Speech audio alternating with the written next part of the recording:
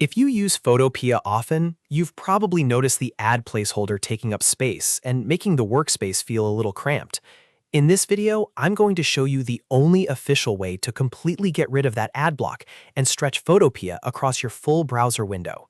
If this tutorial helps you, make sure to hit like and subscribe for more quick software guides. All right, let's get into it. The method we're using today is the account upgrade option, and this is the supported way to remove the ad placeholder entirely. It's also the best option if you want a cleaner workspace, extra cloud storage, and more flexibility while editing. To begin, open Photopea in your browser and look at the top menu bar.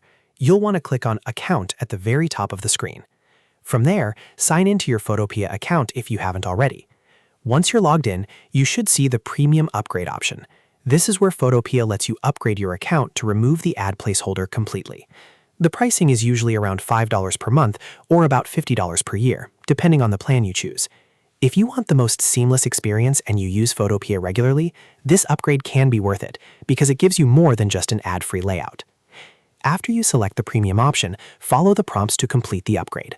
Once the account is upgraded, the sidebar ad block disappears and your workspace expands across the full width of your browser.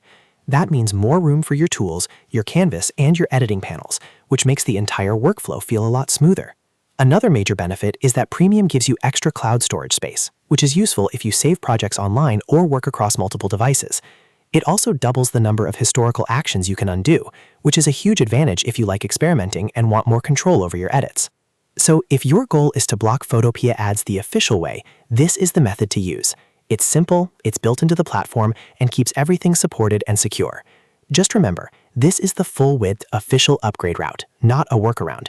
If you want the ad placeholder gone completely, upgrading is the only supported option. If this video helped you, please give it a like, subscribe to the channel, and turn on notifications so you don't miss the next tutorial. Thanks for watching, and I'll see you in the next one.